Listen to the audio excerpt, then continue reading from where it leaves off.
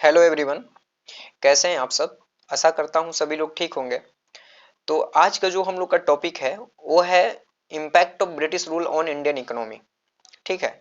इसका मतलब है कि भारतीय अर्थव्यवस्था पर ब्रिटिश शासन का प्रभाव क्या रहा, और ये हमारे मॉडर्न हिस्ट्री से रिलेटेड है, आधुनिक भारतीय इतिहास से। ठीक है। तो इस टॉपिक को डिस्कस करने से पहले हम लोग एक कोट पढ़ेंगे, एजुकेटेड एजुकेशन पर कोट है। तो वो कोट नेल्सन मंडेला जी का है। तो Nelson Mandela ji South Africa के प्रेसिडेंट भी रह चुके हैं। तो उनके द्वारा कहा गया, education is the most powerful weapon which you can use to change the world. कहने का मतलब ये है कि शिक्षा वो हथियार है जिसके माध्यम से हम पूरी दुनिया को चेंज कर सकते हैं, पूरी दुनिया को चेंज कर सकते हैं, सोसाइटी को चेंज कर सकते हैं। कहने का तात्पर्य ये है कि उन्होंने ग्लोबल पर्सपेक्टिव से कहा था। ठीक है, लेकिन इसको हम अपने निजी जीवन में भी उतार सकते हैं। आप देखेंगे कि एक पढ़े लिखे व्यक्ति जो होता है वो कहीं, जो एक इलिटरेट पर्सन है, जो पढ़ा लिखा हुआ नहीं है, उनसे बेहतर मतलब कि अपना तर्क संगत काम करता है अधिकतर लोग। मैं अफवाह की बात नहीं कर रहा हूँ, एक्सेप्शन की बात नहीं कर रहा हूँ। ठीक है। एक्सट्रीम जो लोग होते हैं, अधिकतर लोग जो होते हैं, वो अच्छा अपना जीवन व्यतीत करते हैं और अच्छे मार्ग पे रहते हैं, क्योंकि शिक्षा होने के कारण वास्तव में को शिक्षा होनी चाहिए, बिहेवियरल शिक्षा होनी चाहिए, व्यवहारिक शिक्षा होना चाहिए। ठीक है। तो शिक्षा को जो अपने जीवन में उतारता है, कहने का तात्पर्य यह है। तो अब मान लीजिए कि पैसा कमाना तो बहुत आसान है, कोई भी पैसा कमा सकता है, किसी भी माध्यम से पैसा कमा सकते हैं। पैसे से क्या पूरा होगा? फिजिकल नीडें पूरा होती है। तो फिजिकल नीड पूरा होती है, लेकिन कहीं ना कहीं वैसे व्यक्ति भी अनैतिक कृत्य कर देते हैं जो पैसे वाले होते हैं। ठीक है। अनैतिक कृत्य करते हैं जो कि हमारे समाज को भुगतना पड़ता है। अब सपोज दैट पढ़े लिखे व्यक्ति अपने कोई भी काम मतलब कि कृत्य, अनैतिक कृत्य करने से पहले उसको तर्क के आधार पे, कसौटी पे अपना करते हैं, मतलब कि उतार कर उसको देखते हैं, इसके बाद कोई भी काम करते हैं। ठीक है। वो अगर अतार्किक होता है तो उसको नहीं करते हैं, कहीं ना कहीं अपने आप को रोक दे, तो वो शिक्षा ही है जिसके माध्यम से हम सोच पाते हैं। ठीक है। तो इसलिए सभी को शिक्षा चाहिए, सबको मतलब कि यहाँ पे शिक्षित होने का अधिकार है। और राइट टू एजुकेशन हमारे कॉन्स्टिट्यूशन के द्वारा भी दिया गया है, 21A आर्टिकल के द्वारा। ठीक है। तो सब पढ़ें, सब बढ़ें। चलिए स्टार्ट करते हैं। Impact of British rule on Indian economy. तो इसमें हम लोग लैंड रेवेन्यू पॉलिसियाँ देखेंगे, जो कि मैं शॉर्ट नोट्स बनाकर इसको आपके आपके पास लाया हूँ। तो देखिए क्या है इसमें। लैंड रेवेन्यू का मतलब होता है भू राजस्व नीति। ठीक है। तो भू राजस्व नीतियां क्या रही है? देखिए, पहले आया परमानेंट सेटलमेंट, परमानेंट सेटलमेंट, फिर रैयतवाड़ी सेटलमेंट, फिर महलवाड़ी सेटलमेंट। तो इसको आप देखेंगे कि नाम से ही इसके प्रतीत होता है, नाम से ही आप पता लगा सकते हैं। परमानेंट सेटलमेंट का मतलब होता है कि अस्थाई बंदोबस्त, मतलब कि एक रेंट फिक्स कर दिया गया और उतना ही हम वसूल करेंगे। ठीक है। ब्रिटिश के द्वारा एक रेंट वसूल मतलब कि फिक्स कर दिया गया, टैक्स फिक्स कर दिया गया, कि जो कि पीजेंट से लिया जाता था। ठीक है। तो इसमें क्या होता था, ये लॉर्ड कॉर्नवालिस के द्वारा लाया गया था, जो कि बंगाल, बिहार, उड़ीसा, बनारस और नॉर्थ कर्नाटका में इसको इम्प्लीमेंट किया गया। इस एरिया में ये परमानेंट सेटलमेंट था। लॉर्ड कॉर्नवालिस 1799 में, तिरानवे में लाया गया था। ठीक है। अब इसके माध्यम से क्या होता था कि देखिए, परमानेंट सेटलमेंट तो हो गया, हम आपसे इतना परसेंट भूमि मतलब कि लेंगे टैक्स। ठीक है। लेकिन उसमें क्या होता था, इसमें भी एक्सप्लॉयटेशन होती थी। एक्सप्लॉयटेशन क्या होता था, ब्रिटिश ने कर दिया कि मतलब कि हम भाई आपसे इतना ही लेंगे, लेकिन जो बिचौलिया वर्ग थे, जिसको जमींदार बोलते हैं हम लोग, ठीक है, तो उन लोगों के माध्यम से, बिचौलिए वर्ग के माध्यम से ज्यादा टैक्स वसूला जाता था। और जितना परमानेंट था, जितना ब्रिटिश ने फिक्स किया था, ब्रिटिश को दे दिया जाता, बाकी अपने पास रख लिया जाता था। तो उसमें क्या होने लगा कि पीजेंट का, जिसमें किसानों का ज्यादा ज्यादा मतलब कि एक्सप्लॉयटेशन होने लगा, उनका मतलब कि शोषण होने लगा। ठीक है। तो अब देख लेते हैं, समझ चुके होंगे आप लोगों ने क्या इसमें था। तो देखिए, ये परमानेंट सेटलमेंट लॉर्ड कॉर्नवालिस का और 1793 में बंगाल, बिहार, उड़ीसा, बनारस, नॉर्थ कर्नाटका 19% जो भाग था ब्रिटिश इंडिया का उस पे ये इम्प्लीमेंट किया गया था, इतना ध्यान रखिएगा। फिर आगे देख लीजिए इसका, इसमें और क्या था, ऑनरशिप राइट गिवन टू जमींदार फॉर एन इंडिफिनिट पीरियड। वही चीज आ गया कि जो ऑनरशिप राइट था वो जमींदार को दिया गया था अनिश्चित कालों के लिए। तो इसमें क्या होता था भाई कि ये मान लीजिए कि 10% अगर फिक्स किए, मान लीजिए सपोज दैट 10% फिक्स किए ब्रिटिश ने लेना, या एक तिहाई, 2 तिहाई फिक्स किए, तो या 1 तिहाई फिक्स किए, मान लीजिए फिक्स कर लिए, तो क्या हुआ कि ज्यादा से ज्यादा ये जमींदार जो वर्ग है, बिचौलिया वर्ग जो है, वो ज्यादा से ज्यादा वसूलते थे और इतना उनको देते थे, बाकी अपने पास रख लेते, इससे एक्सप्लॉयटेशन बढ़ गया। तो इसीलिए इसको हटा के अब देखिए रैयतवाड़ी सेटलमेंट लाया गया। तो रैयतवाड़ी सेटलमेंट जो था, रैयत, रैयत शब्द से रैयतवाड़ी बना, तो रैयतवाड़ी सेटलमेंट थॉमस मुनरो के द्वारा 1820 में, 1820 में थॉमस मुनरो के द्वारा ये रैयतवाड़ी लाया गया था। तो इसमें क्या था भाई, ये कहाँ का, इसके बारे में मैं बताऊंगा, अभी देख लीजिए ये कहाँ कहाँ था, मद्रास, मुंबई, असम, ठीक है। ये सबसे ज्यादा मतलब कि भाग पे इसको इम्प्लीमेंट किया गया था, लागू किया गया था, ठीक है। 51% part of the British Indian. और रैयत का मतलब होता है फार्मर, मतलब किसान, रैयत शब्द का मतलब होता है फार्मर, किसान, ठीक है। तो अब क्या किया गया इसमें कि देखिए टैक्स को 33% से 55% तक कर दिया गया।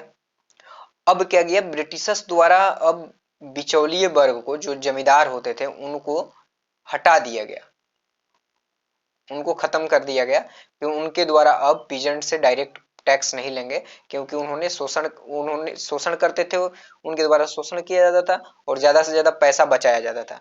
तो वो पैसा बढ़ाकर हम अपने खुद से लेंगे, तो 33 से 55% क्या गए रैयत से डायरेक्ट, अब किसान उनको पे करते थे, ठीक है। यहाँ पे देखिए रैयत, farmer were made responsible to pay tax directly to the government, वो गवर्नमेंट को डायरेक्ट टैक्स पे कर लेते, इसको बोला गया रैयतवाड़ी, ठीक है।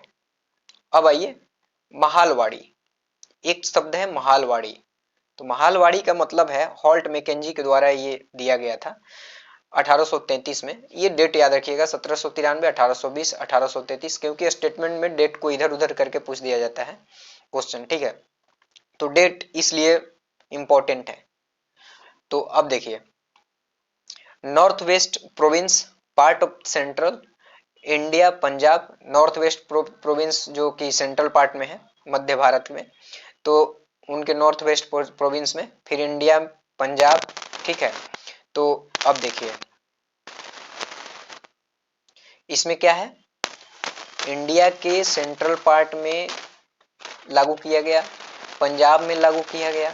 तो ये कौन सा लागू, क्या इसमें लागू हो रहा है, तो भाई ये हो रहा है महालवाड़ी सेटलमेंट। तो महालवाड़ी सेटलमेंट का मतलब होता है, महाल मतलब होता है विलेज, विलेज मतलब विलेज के जो वो होते हैं, हेड होते हैं, head of the village were obliged to the to pay to the government, मतलब गवर्नमेंट को एक हेड, जो गांवों के सरदार होते थे, मुखिया जिसको कहा जाता था, उनके द्वारा पे किया जाता, उनके द्वारा वसूला जाता था, फिर पे किया जाता था, तो महाल के द्वारा, ठीक है। तो heads of the village were obliged to pay to government, मतलब उनका ड्यूटी था, उनका कर्तव्य होता था कि वो गवर्नमेंट को पे करें, ठीक है, टैक्स वसूल करके। तो ये 20% पार्ट होता था, 20% पार्ट पे इसको इम्प्लीमेंट किया गया पूरे भारत के।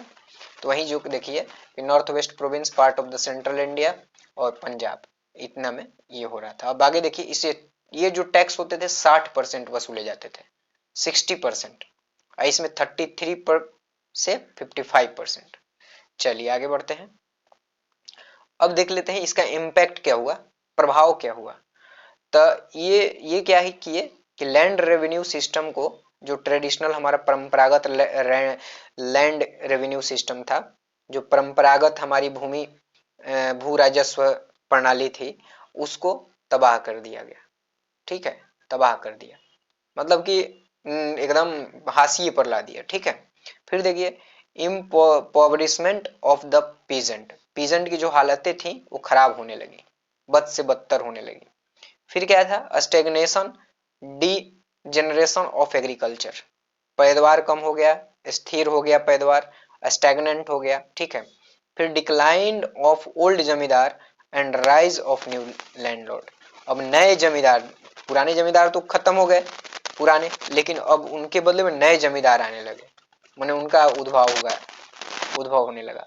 फिर कमर्शियलाइजेशन ऑफ एग्रीकल्चर, एग्रीकल्चर को, कृषि को बाजार से जोड़ दिया गया, ठीक है। अब देखिए कमर्शियलाइज कर दिया गया, तो ये क्या हो रहा है, प्रभाव पड़ा। फिर अब देखिए impact of British rule on Indian economy, अब देखिए ब्रिटिश रूल जो था उनका प्रभाव कैसा रहा, क्या कहां कहां पे रहा। कमर्शियलाइजेशन ऑफ एग्रीकल्चर, इंडस्ट्रियलाइजेशन माने जिसको औद्योगिकरण आप लोग बोलते हैं, फिर इसको इंफ्रास्ट्रक्चर, इंफ्रास्ट्रक्चर का आधारभूत संरचना जो होती थी, फिर इसका वाणिज्यिकरण कर दिया गया, बाजार से जोड़ना मतलब एग्रीकल्चर को। तो इसमें क्या क्या हुआ देखिए, लैंड रिफॉर्म में क्या हुआ भाई, ऊपर हमने देखा परमानेंट सेटलमेंट हो रहा है, महलवाड़ी हो रहा है, रैयतवाड़ी हो रहा है, ठीक है। फिर देखिए इमरजेंस ऑफ इंटरमीडिएट्स लाइक जमींदार, उनका उद्भव होने लगा, ऊपर आपने देखा। फोकस ऑन प्लांटेशन क्रॉप, ठीक है, तो फोकस किस पे किया गया, प्लांटेशन ऑफ क्रॉप पे, फसल को बढ़ाने की बात की गई, फसल नए नए फसल लाए जाते थे, नकदी फसल को किया जाता था, जो हमारे परंपरागत फसल थी उनको हटाने लगा, मतलब कि वो उसका डिक्लाइनेशन होने लगा। फिर देखिए declination of traditional agrarian structure, जो हमारी परंपरागत जो कृषि प्रणाली थी वो खत्म हो गई, लगभग खत्म होने के कगार पे थी। फिर डिसइंटीग्रेशन ऑफ विलेज इकोनॉमी, जो विलेज इकोनॉमिक थी हमारी, जो गांवों की जो अर्थव्यवस्था थी, जैसे कि बहुत छोटे छोटे जो हमारे घरेलू जो अर्थव्यवस्थाएं थी, जैसे कुम्हार क्या बनाते थे, वो घड़ा बनाते थे, ये सब चीजें बनाते थे। फिर बढ़ई का काम, ये सब चीजें जो होती थी हाशिए पे चलने लगी, डिसइंटीग्रेट होने लगे, ठीक है। अब आइए इंडस्ट्रियलाइजेशन का मतलब क्या हो रहा है, डिसेंट्रलाइजेशन, विकेंद्रीकरण जिसको बोलते हैं। फिर आगे देखिए decline of Indian economy, Indian economic जो हरासमेंट होने लगा, उस हरास होने लगा उसमें।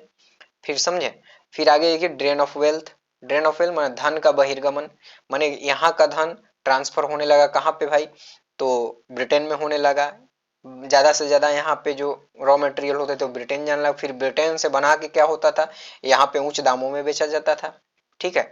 फिर देखिए foreign capital investment in India, foreign capital investment बढ़ गया। फिर growth of Indian capitalist enterprises, तो किसके पक्ष में ये हो जा रहा है, ये सब ब्रिटिशर्स के पक्ष में जा रहा है, भारतीय लोगों के यहाँ लाभ नहीं होता था इसमें, ठीक है। अब देखिए, अब सपोज दैट अचानक से कोई आके आपके आपके पास कहे, मतलब कि आ जाए आप पे आधिपत्य जमा के बोले कि खेती छोड़ दो, अगर किसान को कहे, तो किसान को और खेती करने का गुण उनको पता है, बाकी दूसरे में अगर कुछ करेंगे तो उनका वो हरासमेंट होना तय है। तो डायरेक्ट अगर हम उस चीज को, उनके पैदावार को रोक लगा देंगे, उसके में ज्यादा से ज्यादा टैक्स वसूलेंगे, ज्यादा से ज्यादा अगर आज के गवर्नमेंट हम लोगों से ये सब करेंगे या पैदावार कम होगा, तो हम लोग की हालत क्या होगी, किसानों की हालत क्या होगी, वही होता है। तो ये चीज है, तो आप फ्लेक्सिबल होना चाहिए, टैक्स फ्लेक्सिबल होता है, उनका पैदावार जो हो रहा है, उनको जो प्रोडक्शन हो रही है उसका उच्च दाम मिलना चाहिए, ठीक है, महंगाई के हिसाब से, इन्फ्लेशन के हिसाब से, जो महंगाई जिस कदर बढ़ रही है। तो आज के पर्सपेक्टिव से मैं बात हो गया ये, बाकी हम लोग बात कर रहे हैं ब्रिटिश का, तो उस समय यही हालात थी, ऐसा ही हालात बनते जा रहे थे। फिर देखिए growth of Indian capitalist enterprises, Indian capitalist जो उद्यमशीलता थे उनका ग्रोथ होने लगा, हो रहा था। फिर देखिए लेबर लॉ और ट्रेड यूनियन, लेबर लॉ भी बनाए गए, ट्रेड यूनियन भी बनाए गए, ये सब इंडस्ट्रियलाइजेशन आने से ये सब चीजें होने लगी। कुछ चीजें खराब थी, मतलब कि बहुत सारी चीजें खराब थी, उसमें से एक का दो जो होते थे वो सही हो जाते थे। तो ये सब चीजें देखिए। अब आगे आइए इंफ्रास्ट्रक्चर में आधारभूत संरचनाएं क्या क्या किए उन्होंने, तब देखिए डेवलपमेंट ऑफ रेलवे, रेलवे का विकास। तो रेलवे का विकास सबसे ज्यादा कब हुआ था भाई, तो डलहौजी के काल में रेलवे का विकास हो रहा था, ठीक है, सबसे ज्यादा। Development of port cities township, port भी बनाए गए, टाउनशिप भी बनाए गए, पोर्ट मतलब बंदरगाह, ठीक है, बंदरगाह वाले शहर, जैसे आपका विशाखापट्टनम, मसूलीपट्टनम, सूरत इत्यादि। फिर देखिए modernisation of postal telecommunication. Postal जो पोस्ट ऑफिस का नेटवर्क जो हो रहा है, टेलीकम्युनिकेशन का नेटवर्क जो हो रहा है, उसको मॉडर्नाइज किया गया, उसको आधुनिकी किया गया, आधुनिकीकरण किया गया। फिर डेवलपमेंट ऑफ इनलैंड वाटरवेज, आपका जो वाटरवेज का मार्ग होता है, समुद्री मार्ग होता है, उसको भी विकास किया गया। ये सब क्यों विकास किया जा रहा है? सबका मूल कारण एक है, ड्रेन ऑफ वेल्थ, मतलब कि धन का ज्यादा से ज्यादा यहां से वहां पहुंचाना। कहाँ? ब्रिटेन में। यहाँ का रॉ मटेरियल को वहां पहुंचाना ज्यादा से ज्यादा। तो ये सब चीजें हो रही है। मेन मकसद उनका था drain of wealth. Drain of wealth theory किसने दिया था भाई? तो दादा भाई नौरोजी ने। फिर देखिए अर्बनाइजेशन, शहरीकरण हो रहा है, उनका काम था, लेकिन उनका अर्बनाइजेशन करना काम नहीं था, लेकिन अगर रेलवे का विकास होगा तो भाई वहां पे रेलवे का विकास होने से क्या होता है? इंफ्रास्ट्रक्चर डेवलपमेंट होगा। इंफ्रास्ट्रक्चर डेवलपमेंट होगा तो रहने वाले लोग वहां पे जो रहेंगे, अगर ब्रिटिशर्स लोग रह रहे हैं, चाहे प्रेसिडेंसी के लोग रह रहे हैं, तो वहां पे उन लोगों को साफ सफाई की व्यवस्था होती थी, सब कुछ मतलब कि होता था। तो वो अपने लिए करते थे, लेकिन उसी में गलत कामों के लिए करते थे। रीजन था, एकमात्र रीजन यही था कि हम लोगों को ज्यादा से ज्यादा इसको लूटना है, यही था। तो कोई भी पॉलिसी ब्रिटिश ने लाया तो अपना मतलब कि ज्यादा से ज्यादा वेल्थ को ले जाने के लिए किया गया। ठीक है, तो आज के लिए इतना ही, और ये एक टॉपिक रहा शॉर्ट नोट्स। ठीक है, तो आप लोग को अच्छा लगा होगा तो कमेंट करिएगा, या कुछ इसमें दिक्कतें होंगी तो और भी ऐड किया जाएगा। तब तक के लिए इतना ही। Thank you so much.